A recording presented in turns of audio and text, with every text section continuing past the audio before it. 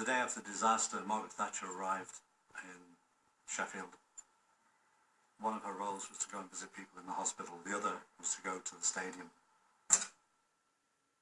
Standing there with David Duckenfield, Peter Wright, the Chief Constable, Douglas Hurd, her Home Secretary, Conservative MP Irving Patney, and Bernard Ingham, her Press Secretary. And it's at this moment that the lie really consolidates in the minds of the politicians. How do we know that? Bernard Ingham writes, when questioned, what we learned on the spot, that a tanked-up mob had actually caused the disaster.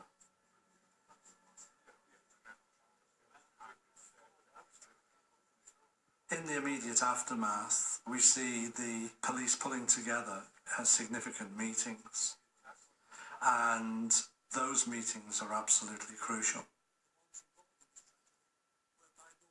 They knew that the West Midlands Police would be arriving. They knew that the Director of Public Prosecutions would be looking for the potential criminal investigation, and they knew there'd be a coroner's inquiry, an inquest, and the West Midlands Police would feed into that.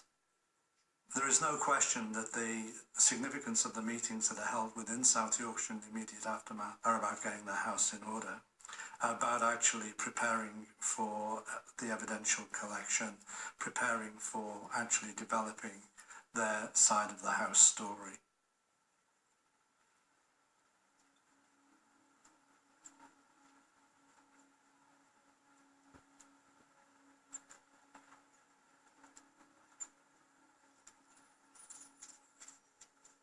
It was clear that he was under immense pressure to have an initial report out which gave some indication of what had happened at Hillsborough.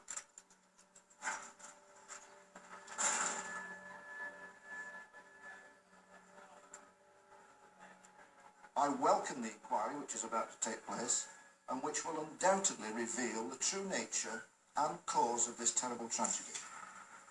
I believe that when it's completed, the actions of the South Yorkshire Police will be seen in a very different light.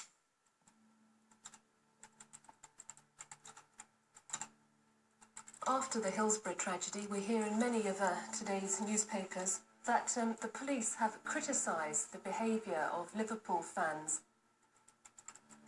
Police have claimed that drunken Liverpool football fans attacked them as they tried to help victims of the Hillsborough disaster. They say they were kicked, punched and urinated on. A lot of the fans, many hundreds of them outside that gate, had been drinking very heavily.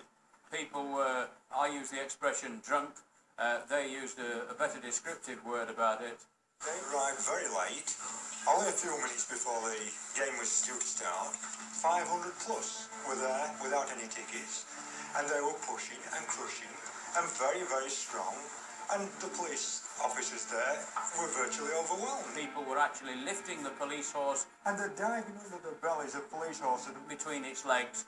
Now anybody who does that, I don't care what other people say, they're either mental or they're drunk. He said that they were urinated on by people who were in the balconies above them. He said they were kicked whilst they were giving mouth-to-mouth resuscitation. And all I've said to you is honestly what was reported to me by the officers on the ground that night. Now, that happened to me on Saturday, and since then, the story, other people have added to it, but it is a fact. So I have to accept that what they were telling me was the truth. It's a question I've always asked people when they've asked me about the stealing from the dead, the urinating on the police and all that. I always say to them, would you do it? And no one's ever said yeah, and they'll go no. I said, then why would you believe I did it? Why? And if you're a journalist, why? That's the first question you've got to ask. Would I do it? No. I'm really glad that my name never appeared on a story suggesting that happened, for two reasons. One, it didn't happen. And two, can anybody ever really think that when somebody is giving CPR to somebody on a football field, that somebody would go and urinate on the back of a policeman? I remember the time thinking, that's nuts.